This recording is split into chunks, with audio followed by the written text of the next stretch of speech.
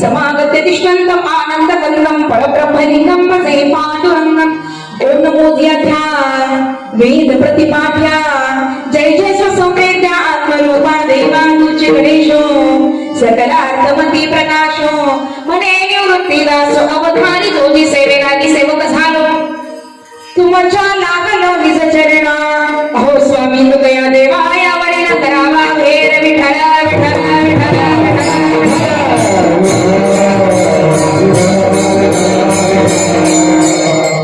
तीन शिरे सहा हात तया माझा दंडवत आज जगत प्रभूंच्या जयंती निमित्ताने आजची असलेली ही माझ्याकडे आलेली कीर्तन वृत्ती सेवा प्रस्तुत प्रसंगी कीर्तना सेवेकरिता निवडलेला अभंग जगाचे जगद्गुरु देहूचे निवासी वैराग्याचे मूर्तिमंत पुतळे श्रीमंत आणि श्री संत माझे तुकोबराया यांचा 4 चरणांचा उत्कृष्ट असा हा अभंग आहे. विठ्ठला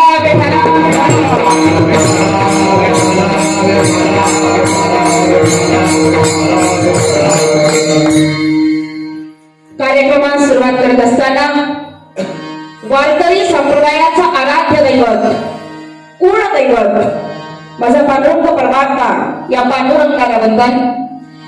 जगाचे जगद्गुरु देहू निवासी माझे तुकोबाराया या तुकोबारायांना वंदन.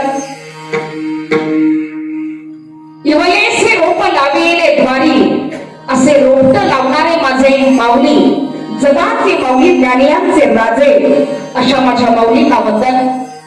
तुम्हा सर्व माता पित्यांना वंदन, सर्व श्रोत्यांना वंदन, सर्व टाळकरी जे टाळ घेऊन आज कीर्तन सेवेसाठी उभा राहिले त्यांना वंदन. हार्मोनियम वादक असतील, पखवाद वाजत असतील, हा आवाज तुमच्यापर्यंत जे पोहोचवतायत ते स्पीकर वाले असतील, तुमच्या सगळ्यांना वंदन. ज्यांनी कार्यक्रम ठेवला त्यांना वंदन, महिलांना वंदन, जे कार्यक्रमाला आले त्यांना वंदन, जे नाही आले त्यांनाही वंदन. तुम्हा सर्वांना वंदन करून या कार्यक्रमाला आपण सुरुवात करूया.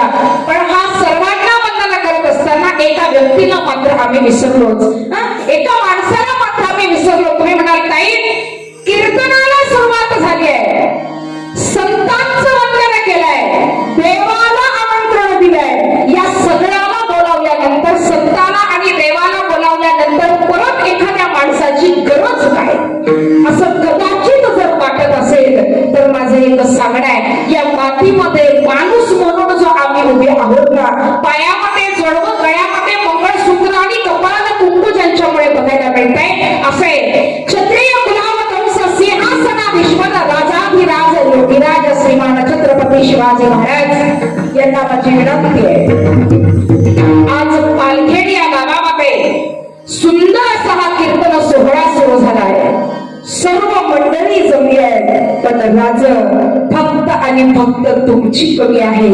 यावं आमच्या या हरी कीर्तनामध्ये विराजमान व्हावं, स्थानापन्न व्हावं. यावं राज यावं.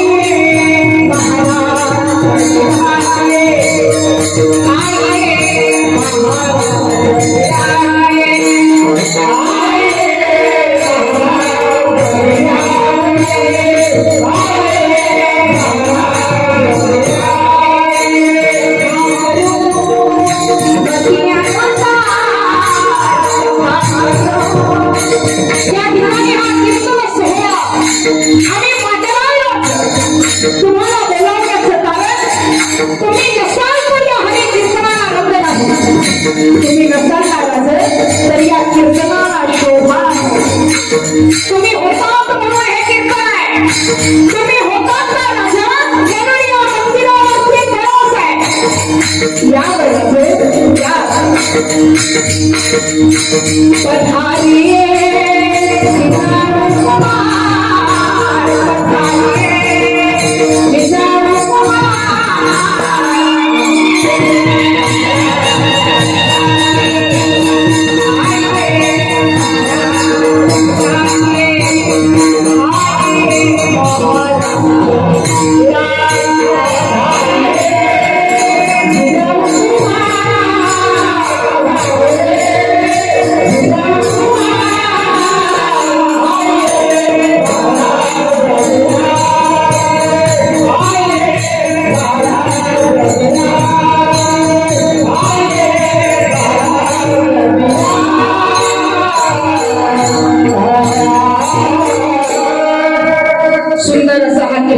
सोहळा, सुंदर असं कार्यक्रमाचं नियोजन, सुंदर असं कार्यक्रमाचं आयोजन.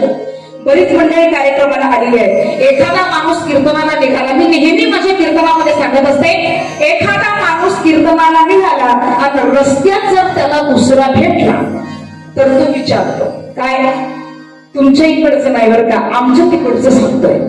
आमच्या पंढरपूर भागाकडे काय घडतंय ऐका. एखादा माणूस कीर्तनाला निघाला आणि रस्त्यामध्ये जर दुसरा भेटला तर तो भेटणारा विचारतो, कुठे चालला रे? पुढचा त्याला उत्तर देतो, कीर्तन फिरतन हाय वाटतं देवळाकडं चाललंय ऐकायला, टाइमपास. कीर्तनाचा आडाव फिरतात, टाळ बीड, मंदिर किंदीर, काकडा, जरा बोलच जबरीनं कीर्तनामध्ये येऊन बसला. इकडं कीर्तन सुरू आणि इकडं याच्या डोक्यात विचार चालू. कीर्तनात आलोय खरं, कीर्तनात बसलोय खरं, पण घरी येत असताना घराला कुलूप लावलंय खरं, पण त्या कुलपाला झटका देतो काही बघितला. बसतो कीर्तनात आणि झटके कुठे देतो? कुलपाला. कीर्तनामध्ये बसताना घरी कुलपाला झटके दिले, त्याला झटके देता देवाला वाटतं हा इथं बसलाय कुलपाला झटके देतोय, याला झटका द्या. आणि हा कीर्तनात गेला, याला झटका आला, हा कीर्तनात गेला की मग आमच्या गावातले वारकरी लोक काय म्हणतात, वा काय भाग्यवान आहे, कीर्तनात मोक्ष मिळाला. आता हे गेलं कशाला? कुलपाला झटके देऊन, पण ते नेला कीर्तनात म्हणून त्याला मोक्ष मिळाला. एवढं महत्व या कीर्तनाच्या जागेचं एवढं लक्षात घ्या. विठाला विठाला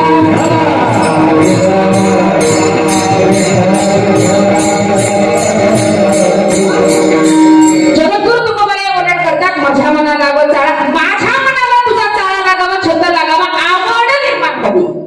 तुझ्या भक्तीची, तुझ्या नामाची, तुझ्या हरी नामाची ओढ निर्माण व्हावी. तुझ्या भजनाचं महत्व आम्हाला मिळावं आणि त्या भजनाचा आनंद आम्हाला मिळावा. का?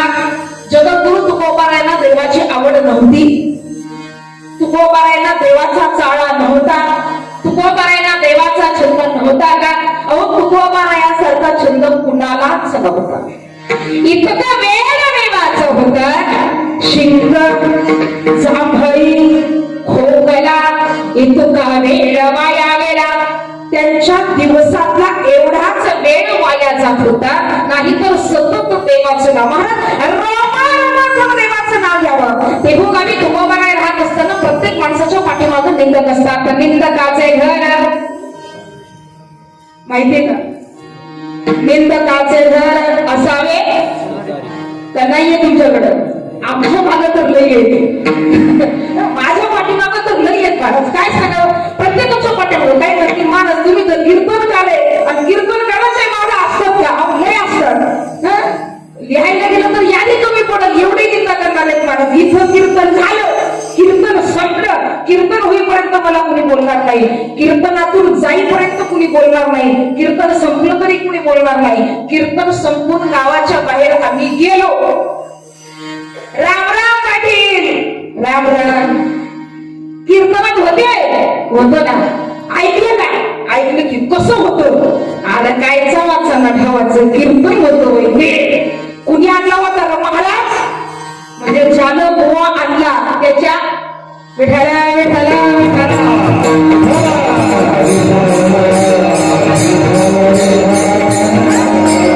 प्रत्येक माणसाच्या पाठीमागे निंदा करणारे तयार असतात. आमच्या मागे आहेत, तुमच्या पाठीमागे आहेत. तुकोबाराच्या पाठीमागे सुद्धा भरपूर होते. त्याच्यातील एक अनेक तुकोबारांचं चरित्र जर तुम्ही वाचायला गेला तर त्याच्यामध्ये अनेक माणसं आम्हाला बघायला मिळतात. त्याच्यातलं एक नाव रामेश्वर शास्त्री.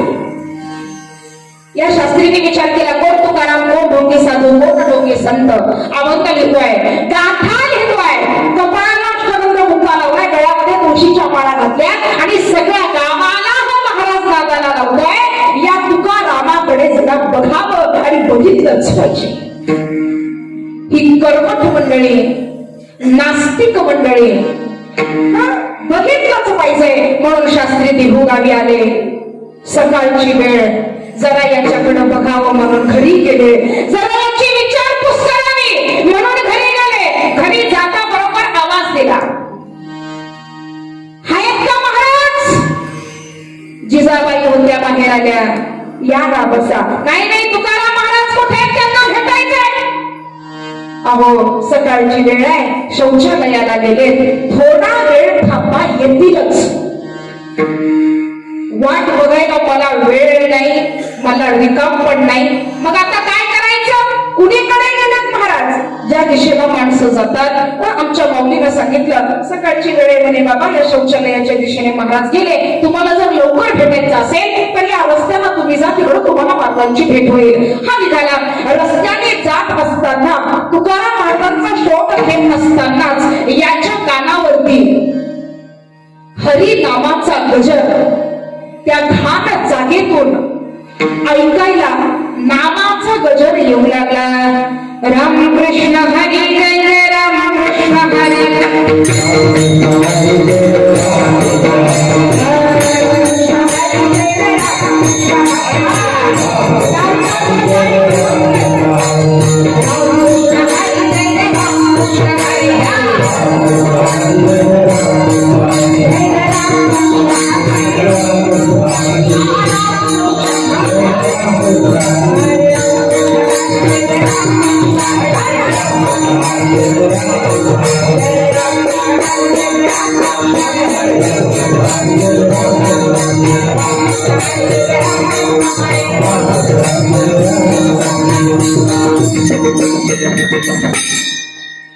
शास्त्री थांबले. कोण मूर्ख आहे? अज्ञानी, मूढ. थोड्या वेळाने तुकोबाराया येतात. शौचावरून येत असताना तुकोबारायांना गाडीला थांबवलं आणि थांबवणे विचारलं, कोण हो तुम्ही? तुकोबाराया म्हणतात, या देहाला तुकाराम असं म्हणतात. वा वा वा, तुम्हीच का? आम्हीच का म्हणजे कोण? म्हणे ते तुम्हीच का? म्हणे कोण? लोकांसाठी ब्रह्मज्ञान आपण कोरडे पाषाण, ते तुम्हीच का? म्हणे का? आम्ही काय कोरडे पाषाण वागलो? अहो काही नाही म्हणे, देह शुद्ध करून या भजनी भजावे. देह शुद्ध करावं, स्वच्छ करावं आणि मग देवाचं भजन करावं. हे तुम्हाला साधी सरळ गोष्ट माहित नाही, इतक्या भारी भजन करतात. तुकोबाराय म्हणतात, तुझं बरोबर आहे, तुमचं बरोबर आहे, पण काय करावं? माझी माझी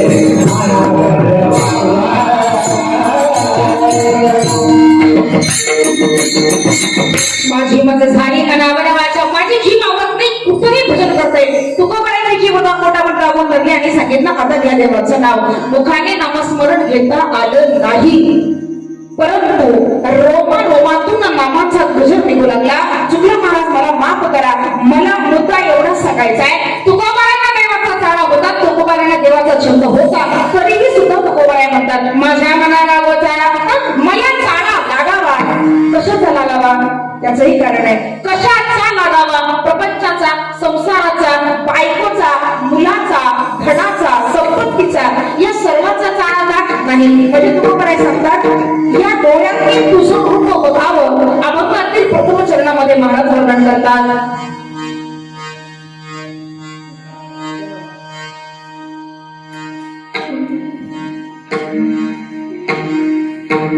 माझी माझा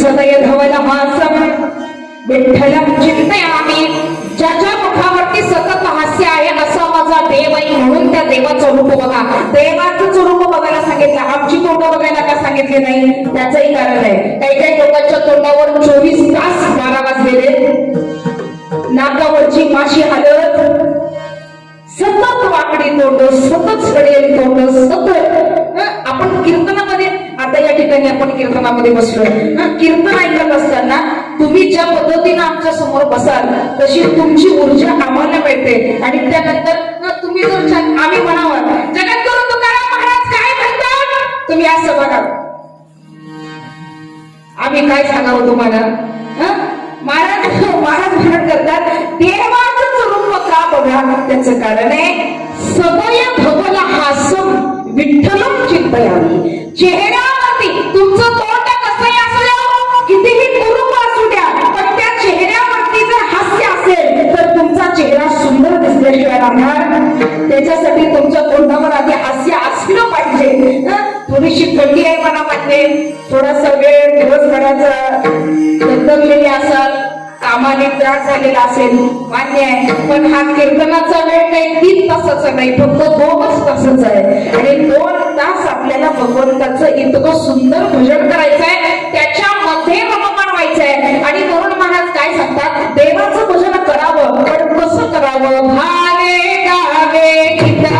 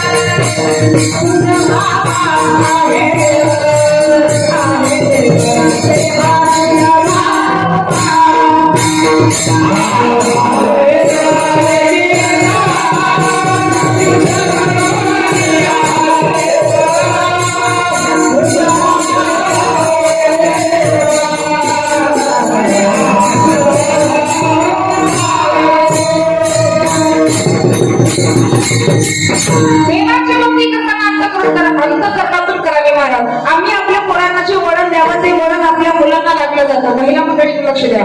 आपल्या पोरांना जे तुम्ही संस्कार लावाल ते संस्कार तुमच्या पोराला लागले जातात. एका गावात माझं कीर्तन झालं, कीर्तन संपलं. कीर्तन संपल्यानंतर आम्ही दुपारचं कीर्तन होतं, कीर्तन संपलं, गप्पा मारत आम्ही बसलो. महिला मंडळीकडे लक्ष देणार का? कीर्तन संपलं, त्या गावातली एक म्हातारी माझ्या जवळ आली. अगदी थकलेली म्हातारी, अंगा थरथर थरथर कापते, झुकल म्हातारी, बोलायला येत नाही, माझ्या जवळ आली.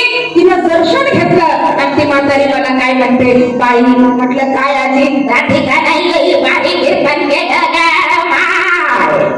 म्हटलं आजी तुमच्यासारख्या मोठ्या माणसांची आमच्यावर कृपा पाहिजे, चांगलंच होते. तसं नाही, मला नाही आवडत. मग चला घरी चहाला घरी गेला. चहा प्यायला घरी गेलो. म्हातारी गरीब नव्हती, श्रीमंत म्हातारी. बंगल्यात गेलो, रात्रीभर बसवलं, चहा करायला सांगितलं. लागली म्हातारी गप्पा ठोकायला. गप्पा मारता मारता तिनं मला एक प्रश्न विचारला. म्हणे तुम्हाला विचारू? म्हणलं काय? म्हणे तुम्हाला विचारू? म्हटलं आजी विचार ना. म्हटलं तुमच्या घरी आलोय, अर्धा कप चहा प्यायचा आहे. म्हटलं विचारा काय म्हणतात. म्हातारीनं मला पहिला प्रश्न विचारला. काय विचारलं? तुम्हाला किती लेकरं आहेत?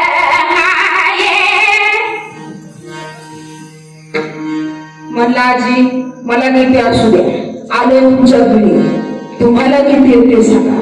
तुम्हाला किती म्हणता बरोबर म्हातारीनं सांगायला सुरुवात केली. मला का नाही, 3 पोरं आले. म्हणजे चांगली गोष्ट आहे. म्हणजे तसं नाही, काय करतात ते ऐका. म्हटलं सांगा.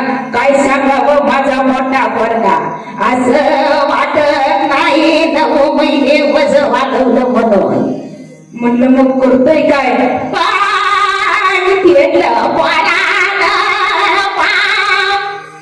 मला वाटलं नक्की कुणीतरी मोठा असावा.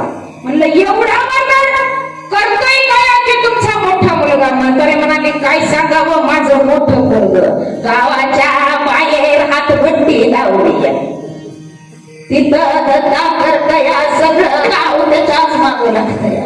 म्हणलं हात जोडले माऊले, एवढं वर्णन करून तर मला सांगतेस बाई माझं दुसरं. म्हणलं किती शाळा शिकले? कशाच शाळा, काही भेटतंय, शिकून गेलोच नाही.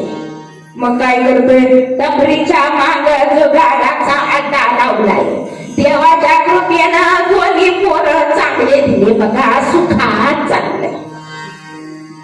2 पोराचं असं वर्णन केलं. म्हातारी गप्पच बसली. मी म्हणलं आजी तुम्हाला 3 आहेत ना? म्हणे हो.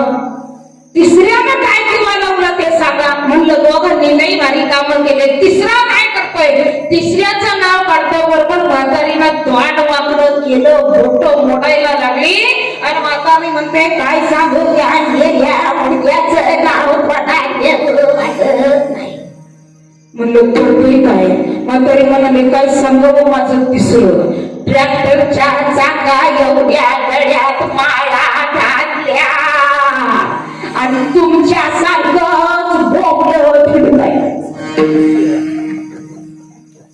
आता मला सांगा आमच्यासारखं बोबलं फिरतंय म्हणजे ते काय करतंय तुमच्या लक्षात? 2 पोरं वाईट वर्णाला लागली तर आई म्हणते वा, आणि एक हरी कीर्तनाला लागलं तर आई म्हणते बोबलं फिरतंय. बघा मग काय कलियुग आहे महाराज. मराठवाडा संतान पहावया विठ्ठल डोळा. तुझं रूप मनाला चाला लागावा, मनालाच काप लागावा. या शरीरामध्ये 5 ज्ञानेंद्रिये, 5 कर्म इंद्रिये, 10 इंद्रिये असताना मनाचाच कारभार का चालतो? तर महाराज सांगतात जे मनेची नाही, माझे माऊली वर्णन करतात, जे मनेची नाही ते वाचेसी न काही, काय बिजे बी न भुई अंकुर असे. बी नसेल तर त्याचा अंकुरच येणार नाही. मनामध्ये जर आवड नसेल तर ते वाचेतून बाहेर येणारच नाही. म्हणून माझ्या मनात या अभंगात महाराज सांगतात मनालाच चाळ लागावा, डोळ्याला कानाला तोंडाला लागून उपयोग नाही. का? या 10 इंद्रियांचा मन हा मुख्य आहे. सकळ इंद्रिया मन हे प्रधान ते, परिधान विठोबाचे मन मुख्य. आवड आडे हे पृथ्वीचे भेटी आधी मनवणी चौथी मग देवाचे तिथी करासे या सगळ्याचा मनमुखे प्रत्येक ठिकाणी मला सांगतात मनाची पाटील देह गावाचा मनोराजा एक देहपुरी किती वर्णन सांगावं सगळ्यांचा मन मुख्य आहे म्हणून महाराज सांगतात या मनाला छंद लागावा चाळा लागावा या डोळ्यांनी तुझं रूप बघावं इतकं सुंदर तुझं रूप आहे राजस सुकुमार इतकं सुंदर माझं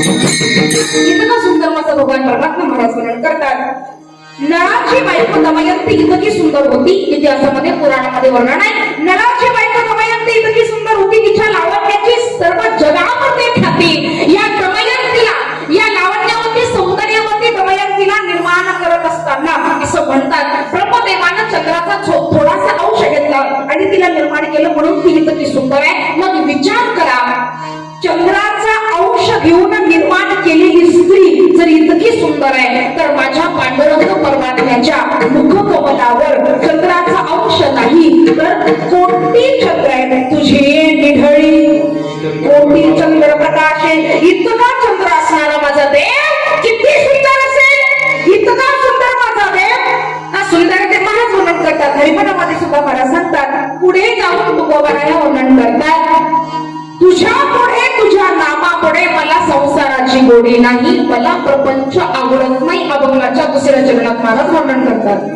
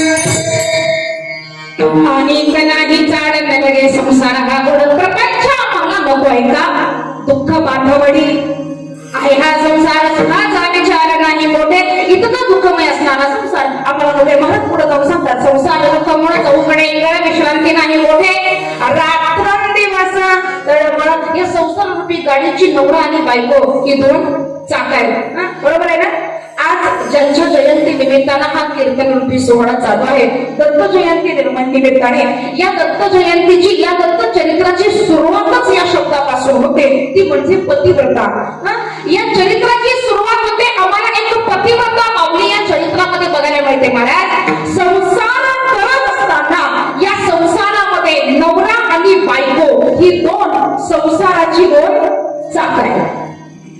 दत्तात्रयांची माता म्हणून जिला संबोधल्या जातं तिचं नाव अनुसया माता. ही अनुसया माता एक पतिव्रता होती. पतिव्रता म्हणजे काय? जापया देऊ नका, सांगा पतिव्रता म्हणजे काय? महिला मंडळ पतीचं ऐकणारी का ऐकणारी? हा, जरा आवाज इकडे येऊ द्या. महिला मंडळ तुमचा प्रश्न आहे, त्यांना नाही. पतिव्रता म्हणजे काय? म्हणजे पुढं सांगायला बरं ना, पतिव्रता याचा अर्थ तर आम्हाला समजलं पाहिजे. पतिव्रता म्हणजे काय? पतिव्रता तिची देवावरील बघा, तुका म्हणे पतिव्रता तिची देवावरी असं. पतिव्रता माऊली चाले भताराच्या बोली. मला पतिव्रता म्हणजे पतीच ऐकणारी. नवरा आणि बायको ही संसार. महिला मंडळांना आता नीट लक्ष द्या. संसाराच्या गाडीची दोन चाकं नवरा आणि बायको.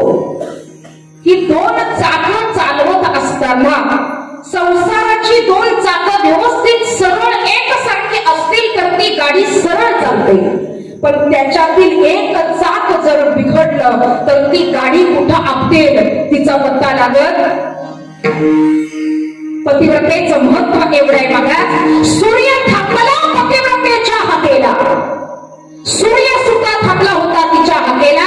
महाराज ऐका, नवरा माणसासाठी आई वडील हे परमेश्वर आहेत. माणसासाठी आई वडील हे परमेश्वर आहेत. आणि महिला मंडळ आपल्यासाठी जरा थोडस बोलत चला. आपल्यासाठी नवरा हा कोण आहे? पती हा कोण आहे? तुम्हाला माहिती हो तुम्ही देव आहे. त्यांच्याकडून ऐकू द्या ना, तुम्ही देव आहे. तुम्हाला तर माहिती आहे तुम्ही देव आहे. त्यांनी म्हणलं पाहिजे तुम्ही देव आहे. बरोबर आहे? महिला मंडळ पती हा कोण आहे? बोला ना. या असते ते बोलतीने मग आम्हाला बोलते. पती हा कोण आहे? देव आहे, परमेश्वर आहे. ऐका, पती हा परमेश्वर आहे. थोडं बोलायला लागले बरं का.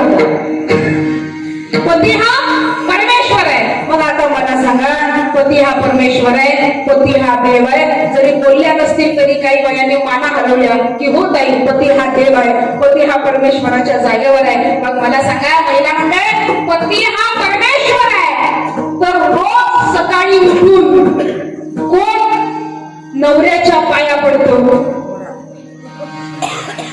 पडतंय का? पती हा परमेश्वर आहे, देवाच्या जागेवर आहे. मग देवाची आपण काय करतो? पूजा. देवाच्या आपण पाया पडतो. मग नवऱ्याच्या आपण पाया पडलं. उद्यापासून इथं जेवढ्या आल्या तेवढ्या महिला मंडळ एक काम करायचं. आज कीर्तन ऐकलं, कीर्तनातून काहीतरी सोबत घरी घेऊन गेलं पाहिजे असं म्हणतात. मग त्याच्यातलं महिला मंडळ एवढं घरी घेऊन जा. उद्या आपण केली की पहिलं काम नवऱ्याच्या पाया पडणार ना. बाया म्हणतील बाया उगच आली कीर्तनाला, घरी बसली असते परवडलं असतं. महिला मंडळ पडणार ना. महाराज तुम्हाला सांगू, हातात असणाऱ्या बांगड्या, गळ्यात असणारं मंगळसूत्र, पायामध्ये असणारं जोडवं, हे सौभाग्यवतीचं लेणं शोभून दिसतं. त्याचं कारण म्हणजे पती परमेश्वर. तो पती नसेल तर या सौभाग्याच्या लेण्याला महत्व नाही. नवरा नसेल तर या सौभाग्याच्या लेण्याला महत्व नाही. सौभाग्यवती सुहासिनी म्हणून घ्यायचं असेल तर त्यासाठी पतीचं महत्व आहे, त्यासाठी नवऱ्याचं महत्व आहे. आणि म्हणून नवरा हा देव आहे, नवरा हा परमेश्वर आहे. बरोबर आहे ना पुरुष बांधव? बरोबर आहे ना? नवरा हा देव आहे, परमेश्वर आहे, पती आहे. त्याची रोज सेवा केली पाहिजे महाराज, त्याच्या रोज पाया पडलं पाहिजे. आता इथं ज्यांची घरची लक्ष्मी आली त्यांना बरं वाटलं असं. चुकून ज्यांची आणली आणि ज्यांनी आणलीच नाही, येतो म्हणत होती तरी घरी ठेवून आले, ते आता असे बसले असते. आज आणली असते तर बरंच केला. एवढं ऐकलं तरी कीर्तनाचं बाग फिटलं. तू का म्हणे म्हणे पतिव्रता तिची देवावली सत्ता. एकदम महाराज कीर्तन झाले. कीर्तनामध्ये असं सांगितलं, म्हटलं नवरा देव आहे, देवाच्या पाया पडा. देव परमेश्वर असतो, नवरा परमेश्वर असतो. देवाची नवऱ्याची सेवा केली पाहिजे. कीर्तन संपलं, माणूस घरी गेला. कीर्तन संपलं, माणूस घरून माडीवरून ऐकत होता. बायको कीर्तनाला आली होती, नवरा घरी होता. बाईनं कीर्तन ऐकलं, बाई घरी गेली. घरी गेल्यानंतर नवऱ्यानं तिला विचारलं, मग आलीस का कीर्तनावरून? बायको म्हणाली, हो आले. काय सांगितलं आज कीर्तनात? काय सांगितलं आज कीर्तनात? मोठ्या अभिमानानं छाती फुगून विचारलं, काय सांगितलं महाराजांनी आज कीर्तनात? बायको म्हणाली, महाराज म्हणाले देवाची पूजा करा. अजून काय सांगितलं कीर्तनात? महाराज म्हणाले पंढरपूरची वारी करा. अजून काय सांगितलं कीर्तनात? महाराज म्हणाले 15 दिवसाची एकादशी, तिचा उपवास करा, पुण्य मिळेल. अजून काय म्हणाले महाराज कीर्तनात? महाराज म्हणाले आपल्या दारात आलेल्या अतिथीला कधीच वापस पाठवू नका. अजून काय सांगितलं महाराजांनी कीर्तनात? महाराज म्हणाले आई वडिलांची सेवा करा, सासू सासऱ्याची सेवा करा, त्यांना घराच्या बाहेर काढू नका, असं महाराजांनी कीर्तनात सांगितलं. आता याला जे पाहिजे होतं ते काही ही बाई बोलत सगळं कीर्तन सांगितलं, पण तेवढं मात्र सांगितलं नाही की महाराज म्हणजे नवऱ्याच्या पाया. महाराज एवढं महत्व पतिव्रतेचं आहे. आणि हे महत्व पतिव्रतेचं असताना महाराज सुंदर असं उदाहरण आपल्याला आजच्या कीर्तन सेवेमधून द्यायचं आहे. पण हे देत असताना आणि ते देण्याच्या आधी वेळेचं भान ठेवून आणि वेळेचं भान नियंत्रित ठेवून आपण सर्वांनी अंतःकरणातून वारकरी संप्रदायाच्या नियमानुसार आणि वारकरी संप्रदायाच्या मर्यादेनुसार अंतःकरणातून सर्वांनी हाताने टाळी, मुखाने भगवान परमात्म्याचं सुंदर असं भजन सर्वांनी घ्यायचं आहे. त्याचं कारण असे महाराज, टाळी आणि मुखाने नामस्मरण नाही घ्याल महाराज, सुंदर असं भजन सर्वांनी आनंदाने अंतःकरणातून रममान व्हायचं आहे. हरिभजनामध्ये